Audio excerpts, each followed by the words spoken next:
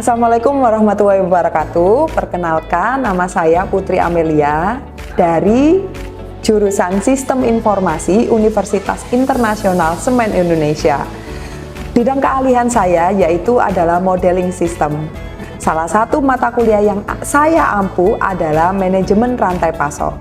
Mata kuliah ini adalah salah satu mata kuliah wajib di program studi Sistem Informasi Universitas Internasional Semen Indonesia yang berada di keahlian Sistem Enterprise.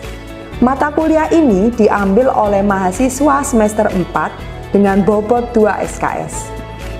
Mata kuliah ini adalah mata kuliah yang saya paparkan di dalam kesempatan ini. Mata kuliah supply chain atau manajemen rantai pasok adalah proses pengelolaan aliran barang, informasi, dan juga keuangan mulai dari hulu sampai dengan hilir. Mulai dari pemasok bahan baku, produsen, distributor, hingga customer akhir. Tujuannya adalah meningkatkan efisiensi dan mengurangi biaya dan memberikan nilai maksimal ke dalam pelanggan. Tujuan dari mata kuliah ini yaitu yang pertama, memahami konsep dasar dan proses supply chain. Lalu yang kedua, menganalisa peran analisis aktor di dalam rantai pasok. Lalu yang ketiga adalah merancang solusi dari teknologi supply chain, khususnya di dalam hubungan supply chain yang terjadi di dalam masing-masing aktor. Lalu yang keempat, mengelola dan mengintegrasikan suatu data di dalam suatu hubungan rantai pasok itu sendiri.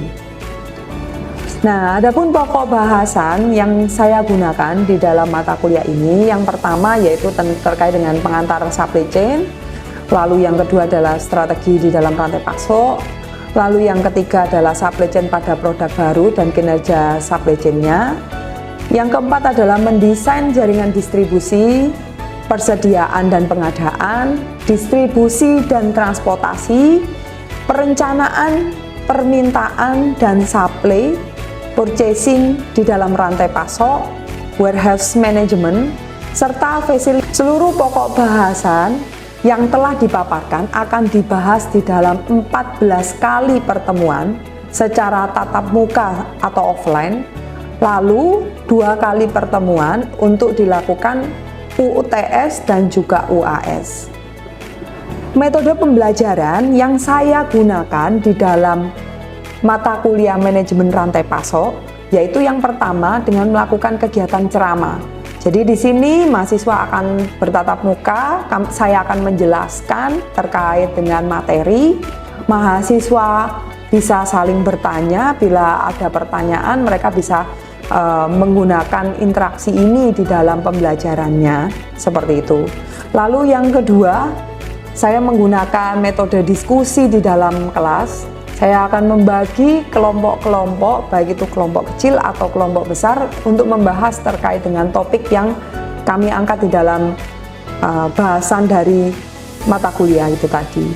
Lalu yang ketiga, metode pembelajaran yang ketiga yaitu bermain peran.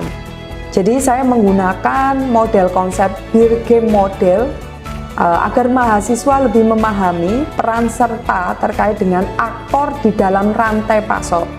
Mulai dari aktor di dalam pabrik, lalu aktor distributor, aktor warehouse, dan yang terakhir adalah aktor retailer.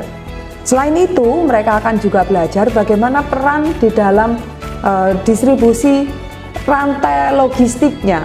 Jadi selain di dalam aktor rantai pasok utama, mereka juga nanti akan belajar terkait dengan bagaimana aliran rantai pasok atau aktor di dalam transportasinya, seperti itu. Nah, mata kuliah ini, mata kuliah manajemen rantai pasok, itu dirancang dengan menggunakan pendekatan case-based learning. Jadi mahasiswa tidak hanya belajar teori, tetapi juga akan menganalisa situasi kondisi nyata yang nantinya diimplementasikan di dalam proyek UTS dan juga UAS-nya. Mereka akan belajar dari case-based, baik itu dari sisi UMKM atau dari sisi yang ada di dalam lingkungan sekitar, untuk memahami peran bagaimana aktor di dalam rantai pasok itu berjalan, seperti itu. Nah, di dalam perkuliahan ini saya mengintegrasikan hasil penelitian, yaitu telah saya publikasikan di jurnal kuartil 2 yang berjudul Dynamic of Supply Chain Collaboration, Intellectual and Social Capital Perspective with the Moderating Roles of Information Sharing. Sedangkan media pembelajaran yang saya gunakan di dalam perkuliahan ini, yaitu saya menggunakan 3, yaitu yang pertama adalah Google Classroom untuk kegiatan berbagi sharing materi perkuliahan, tugas, dan juga pengumpulan tugas-tugas, baik itu tugas harian ataupun tugas UTS, tugas UAS, akan dikumpulkan di dalam Google Classroom ini. Lalu yang kedua, saya menggunakan Quizy sebagai alat bantu untuk evaluasi pembelajaran yang berupa metode quiz ataupun secara tulisan begitu, yang nantinya akan saya selingi di beberapa macam materi di dalam perkuliahan agar mahasiswa itu tidak bosan seperti itu. Lalu yang ketiga, saya menggunakan aplikasi Odoo untuk mengenalkan mereka terkait dengan bagaimana hubungan rantai pasok itu berjalan, khususnya baik itu aliran informasi yang terjadi di dalam masing-masing aktornya. Pusaka yang saya gunakan di dalam mata kuliah ini, yang pertama saya menggunakan pusaka yang berjudul Supply Chain Management dengan bukunya Prof. I. Nyoman Pujawan. Lalu yang kedua, saya menggunakan Supply Chain Management Strategic Planning and Operation, yaitu penulisnya adalah Sunil Chopra dan Peter Mendel. Penilaian yang saya gunakan di dalam mata kuliah ini, yaitu yang pertama saya menggunakan tugas-tugas yang ada di dalam kelas, yaitu sekitar 40%. Lalu saya menggunakan UTS, yaitu dengan bobot 25%, dan UAS dengan bobot 35%. Suasana perkuliahan dapat Anda lihat di dalam video berikut ini. Ya, Assalamualaikum warahmatullahi wabarakatuh. Selamat pagi semuanya. Ya, ini untuk hari ini kita akan belajar terkait dengan materi minggu ke-10 ya, yaitu tentang manajemen logistik. Mungkin saya mengulas dulu terkait dengan materi sebelumnya, yaitu kita belajar terkait dengan kegiatan procurement dan juga terkait dengan aktor dari rantai pasok. Nah, hari ini tujuan dari pembelajaran kita yaitu yang pertama, ini kita akan mengetahui bagaimana role transportasi di dalam sisi logistik. Jadi perannya itu seperti apa. Lalu yang kedua, nantinya kita mengevaluasi terkait dengan strength, kekuatan, dan kelemahan yang ada di dalam tipe mode-mode transportasi yang nanti kita akan pelajari. Nah, yang keempat, ini adalah mengidentifikasi kaitan hubungan antara kekuatan dan kelemahan yang ada di dalam hubungan rantai moda transportasi yang dikaitkan dengan desain jaringan. Jadi kan kita udah belajar, nanti kita akan mengetahui dulu moda transportasinya dan bagaimana moda-moda transportasi itu kita jaring atau kita hubungkan. Jadi bukan berarti terkait dengan dia punya kelebihan atau punya kelemahan, maka apa kira-kira dampaknya. Nah, ini kita akan belajar di poin yang ketiga. Nah, yang keempat, nah yang terakhir, ya ini mengidentifikasi terkait dengan trade-off atau kaitan hubungan yang biasa sering terjadi. Kalau dia punya kelebihan atau kekurangan, kira-kira case atau apa ya istilahnya decision terkait dengan keputusan dari pihak shipper itu seperti apa. Nah, ini yang nanti implementasinya di case study yang nanti kalian harus pelajari juga begitu. Mungkin ada yang ditanyakan dari tujuan dari output mata kuliah ini. Ini ya hasil outputnya ya. Nah, ini mungkin saya perlu menekankan. Kemarin kita udah belajar terkait dengan inventory strategi, location strategi. Nah, yang terakhir itu di transportasi. Nah, bagaimana hubungan transportasi itu menentukan terkait dengan customer service goal. Customer service goal ada yang masih ingat? Nah, customer service goal itu adalah bagaimana customer itu merasa puas, baik itu dari sisi produk, logistik, ataupun dari tujuan yang kita harapkan. Nah, customer service atau goal service ini yang menentukan ada 3 komponen. Kegiatan inventory strateginya, pemilihan strategi lokasi, dan juga terkait dengan transportasinya. Nah, 3 hal lain ini itu adalah menjadi hal kunci di dalam penentuan dari customer service goal. Begitu. Jadi kayak contoh misalnya ini saya update ulang ya ilmu dari yang kemarin kalian udah pernah dapat. Jadi contohnya misalnya inventory strategi. Nah, ketentuan terkait dengan kegiatan forecast, penentuan terkait dengan inventory decision-nya, purchase-nya, dan juga terkait dengan penyimpanannya itu adalah hal yang menjadi fundamental di dalam penentuan inventory strategi. Jadi kalau istilahnya beginilah, customer itu tidak akan merasa puas misal kalau produk kita itu merasa kurang atau justru kelebihan. Nah, oleh karenanya dari sisi perusahaan harus bisa mengoptimalisasi atau membuat suatu strategi perencanaan baik itu dari sisi kegiatan inventorinya.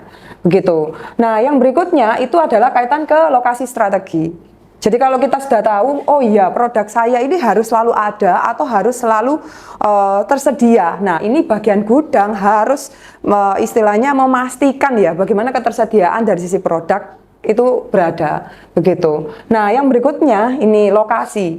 Penentuan terkait dengan pemilihan lokasi baik itu dari sisi distribusi ataupun dari sisi factory itu adalah menjadi hal yang paling penting.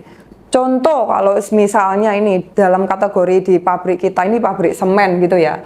Pabrik semen membuat lokasi strateginya itu adalah berdasarkan dari bahan bakunya, kedekatan bahan bakunya. Nah, itu yang dilakukan oleh pabrik semen. Nah, ini beda kasusnya kalau kita membuat dari sisi seperti kayak Unilever. Unilever itu jual apa? Apa kayak sikat gigi, pasta gigi dan jenisnya ya. Di situ kan produknya itu adalah produk-produk fungsional, produk yang didasarkan pada fungsinya. Jadi customer itu beli karena fungsinya, gitu kan, functionality. Nah, pada functionality produk, maka location strateginya itu dekat dengan pasar. Contohnya kayak pabrik Unilever itu dia berdiri di Rungkut Industri kalau kalian tahu ya. Nah, itu kan dekat dengan pasarnya. Dia tidak akan jauh dengan pasarnya itu berada. Nah, itu salah satu bagaimana mereka mementingkan strategi pasar untuk bisa mendekati pasarnya. Ini tujuannya adalah ke customer service goal. Begitu. Nah, itu tadi piramida yang kedua. Nah, yang berikutnya ini transportasi. Nah, transportasi di sini itu hal yang paling fundamental untuk mendukung terkait dengan bagaimana produk dikirim, bagaimana produk itu tersedia. Nah, ini daya dukungnya adalah di transportasi strategi atau fundamentalnya. Yang ditanya dulu dari sini. Oke, nah ini ya salah satu tipe produk istilahnya perusahaan ya yang berhasil di dalam kesuksesannya itu yaitu mengimplementasikan terkait dengan transportasi. Mungkin kalian kalau nggak tahu atau mungkin tahu ya sebenarnya ya IKEA itu adalah mereka mampu memotong terkait dengan 2-3%. Nah, ini dari ketentuan global, kalau dia punya store-nya itu sekitar 180 store di 23 negara. Nah, dia mampu mengefisiensikan terkait dengan biaya transportasi. Kalau dari gambar ini, itu kalau kalian tahu, ini adalah hasil penjualannya. IKEA itu adalah merupakan toko retail. Kalau aktor dari rantai pasoknya, IKEA itu adalah bertindak sebagai retailer. Dia juga sebagai retailer, distributor, seperti itu. Nah, keberhasilannya apa? Kalau sebelumnya produk-produk yang dibuat, khususnya produk furnitur, itu pasti dia akan kesusahannya gimana? Produknya itu kalau besar ya itu yang diangkut, gitu kan ya. Nah, dia ini mampu membuat produk di mana dia mampu memfleksibilitikan terkait dengan transportasinya. Kalau sebelumnya perusahaan furnitur dibawanya itu ya dibawa dalam bentuk barang-barang berat seperti ini, Mas, Mbak semuanya. Tapi mereka bisa mengemas, membuat suatu produk, dia bisa mengoptimalisasi antara produk desain dengan transportasi logistik yang dilakukannya. Seperti itu. Nah, ini salah satu contohnya. Nah, lalu yang kedua, ini salah satu yang lainnya juga, kalau kalian tahu di 7-Eleven. Mungkin kalau di Indonesia masih jarang, adanya mungkin di Jakarta ya Mbak ya. Ya, di Jakarta. Nah, transportasi yang digunakan, ini contoh kesuksesannya ya, kemudahannya. Dia itu adalah mampu membuat atau mengoptimalisasikan terkait dengan distributor center. Dia fungsinya di sini. Nah, ini kan dia DC yang ada mampu mengintegrasikan semua supplier dari semua supplier yang digunakan di dalam 7-Eleven. Nah, integrasi sistem informasi ini digunakan untuk memberikan informasi terkait kebutuhan retail di dalamnya secara real time. Contoh misalnya, store satu sekarang lagi kurang buah atau sayur. Nah, di sini integrasi sistemnya itu adalah secara cepat. Begitu. Nah, konsep inilah yang digunakan atau merujuk pada semua model bisnis yang lainnya yang akhirnya membuat transportasi itu bisa bersifat fleksibel dan juga cepat. Gitu. Mungkin kalau kalian pernah tahu, ya itu di kalau di kita ya, kalau di sini itu mungkin kayak model kasir pintar atau kasir itu loh. Nah, itu di mana mereka menggunakan model aplikasi secara real, di mana di situ terkait dengan data penjualan itu bisa di-capture dengan cepat dan langsung. Nah, hal ini memberikan keuntungan baik itu dari sisi store-nya agar bisa memberikan menginformasikan secara real. Kasusnya itu mungkin banyak ya. Kalau menurut saya bisa kalian lihat itu, atau kalian kalau di mall-mall itu ngelihatnya kayak di Cincau Station itu loh Mas, Mbak ya. Itu kan space-nya cuma kecil. Kalau mereka tidak menggunakan model sistem informasi yang cepat dan akurat, nah coba kalau kalian bayangkan ini tempatnya seperti ini kan. Nah padahal dia jualannya itu air kan. Nah air itu kan nggak bisa ditimbun.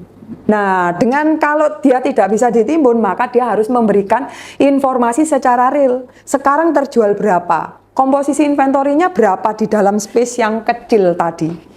Nah, itu dia harus memberikan informasi secepat mungkin nantinya ke distributor pusatnya untuk memberikan informasi ke bagian supplier bisa mengirim secara cepat. Nggak mungkin dia nge-store supply air, sirup begitu banyak gitu ya. Padahal space-nya cuma kecil. Nah, itulah fungsi kita nanti, Mbak Mas semuanya, bisa meng-capture informasi apa. Jangan lupa ya, kalau di rantai pasok itu kan ada 3. Informasi, produk, dan finance. Jadi 3 hal komponen ini itu harus melekat di dalam setiap pergerakan aliran di dalam satu aktor ke aktor yang lainnya. Nah, khususnya informasi ini tadi. Nah, informasi apa yang dibagi? Nah, itu yang nanti kalian harus pelajari. Kira-kira dari setiap satu aktor ke aktor itu bagaimana? Informasi apa ya kira-kira yang yang harus di-sharingkan atau kita harus berbagi antara, misal contohnya kayak tadi ya, toko store Cincau Station dengan pihak DC, kira-kira memberikan informasi terkait apa kira-kira? Mereka harus informasi terkait apa kira-kira? Pertama apa? Nah, stok barang. Lalu yang kedua apa kira-kira? Apa? Nah, jumlah keuangan, jumlah terkait dengan berapa jumlah produk yang terjual.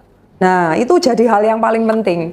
2 hal kriteria ini menjadi hal yang penting di dalam penentuan ketersediaan dari sisi produk, agar nantinya membuat itu menjadi ke decision-nya. Nanti di dalam warehouse-nya itu kan bisa tahu, oh sekarang stok produknya sekian, yang terjual sekian, maka saya harus menyediakan berapa air atau berapa sirup untuk jenis tipe A, B, dan seterusnya gitu. Itu ya, itu salah satunya. Nah, ini faktor yang terpenting dan transportasi ini kita harus belajar juga ya Mbak Mas semuanya ya. Jadi terkait dengan carrier, shipper, ini jadi hal yang paling penting di dalam model kita. Nah, ini yang bentar kebanteran ya ini ya. Nah, ini transportasi. Jadi kalau moda transportasi, jadi itu tadi ya, kalau kita tahu kesuksesan itu tidak lepas dari 6 komponen tadi. Jadi moda transportasi yang mau dipakai apa? Apakah truk, rail, air, package, water, dan pipeline. Nah, ini yang biasanya yang kita tahu seperti itu. Nah, dari 6 ini memiliki kelebihan dan kekurangan, ya yang pasti. Nah, kelebihan dan kekurangannya, nah ini kalau saya bisa menyimpulkan ya. Nah ini, misalnya kalau rail itu lebih ke arah loss and damage-nya itu lebih tinggi dibandingkan dengan moda-moda transportasi yang lainnya. Contoh lagi kayak truk itu nah ini biaya yang paling tinggi karena dia itu lebih ke arah, ini loss and damage juga, loss and damage. Nah ini paling penting juga kalau yang di truk karena dia akan mengalami kerusakan yang paling besar. Water itu pengiriman dari sisi kapal laut. Nah ini adalah yang di water itu biayanya yang paling murah. 5 ini adalah yang paling murah, average delivery time dan average variability. Pipeline itu paling apa ini? Nah ini pipeline cost-nya ini juga yang paling murah. Nah, air itu udara. Ini kita ngomong udara ya. Udara harganya ya yang paling murah. Seperti itu. Kira-kira butuh waktu berapa, Mbak? 13 menit. Oke, mungkin gitu dulu. Nah, ini untuk saya perlu mengukur ya, kira-kira dari pemahaman yang sudah saya lakukan, bisa dibuka kuisinya nggak, Mas, Mbak? Bisa. Namanya ganti sekarang, ganti background itu, kuisi itu sekarang ganti. Suaranya kok kami.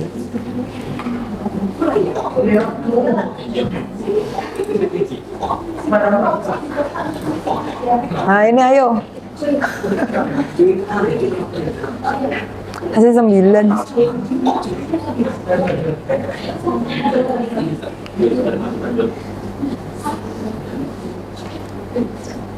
Tunggu ya sebentar ya. Nanti kalau udah start nanti ini. Belum mulai. Belum mulai ya.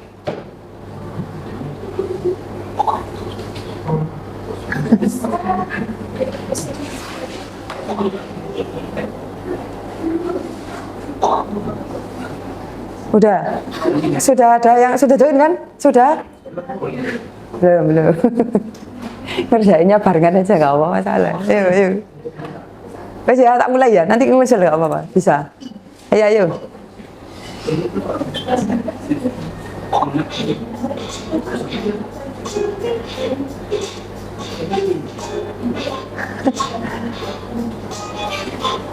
Ini kayak zoomnya ini kayak rada anu ini. Ayo. Ini kalau yang belum join ini pakai ini kodenya.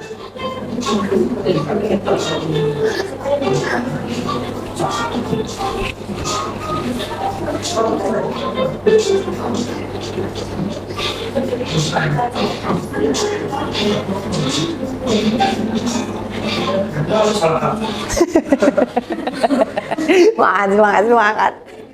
Ayo.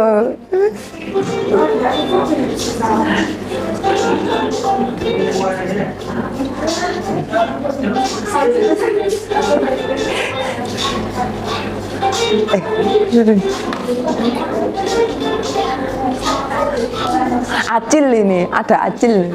Coba Acil. Oke. Acil Rama.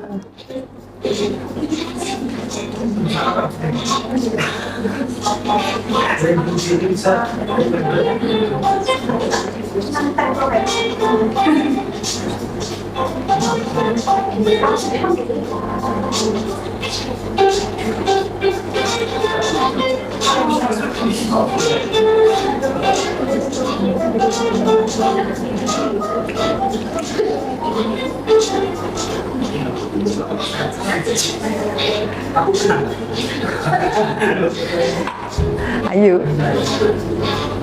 Jefranda ini sekarang kegeser. Bener sih. Ayo.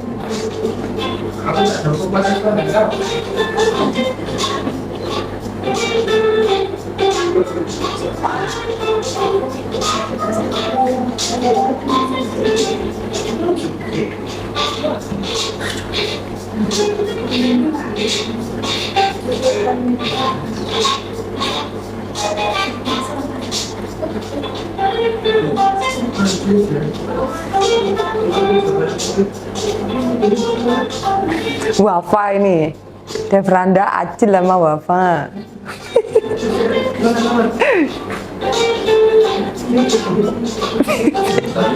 Iya bingung ay.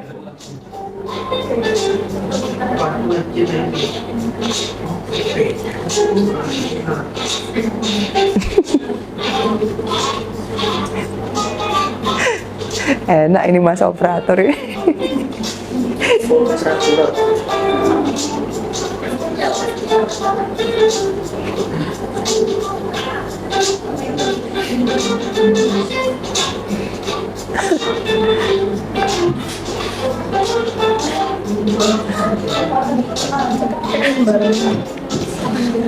Udah berapa soal mbak?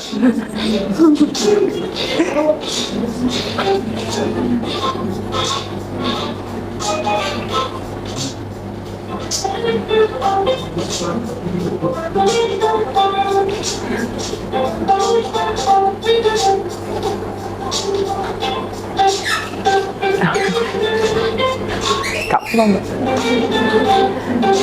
Nanti kan bisa sampai Kak. Gak apa-apa.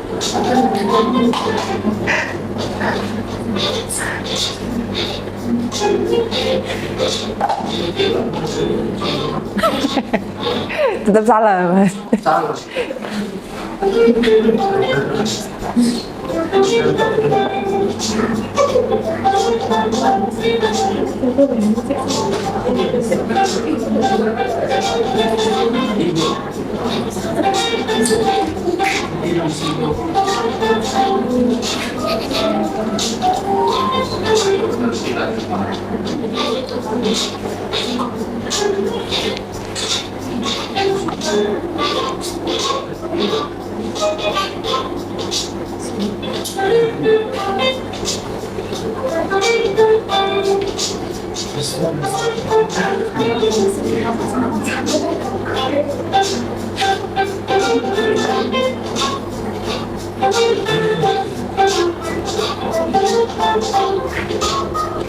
Acil tergeser, Acil ini.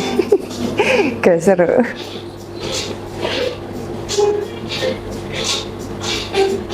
Ada hamba Allah. Siapa ya hamba Allah ini?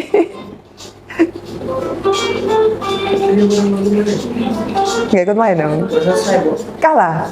Udah selesai. Keberapa? Oh, belum tahu ya. Si nunggu teman-teman nih. Tunggu dikit lagi. Hah? Susah. Musuh, udah kuliah.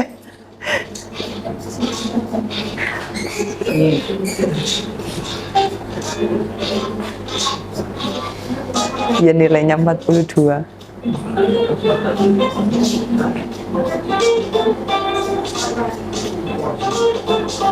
Yang blau ini masih baru mulai. Gak kelihatan ini namanya siapa, Mas? Ngeblur ya? Hah? Ngeblur ya? Gak tahu bawah. Keyboy. Kiboy apa? Kiboy. Siapa lama?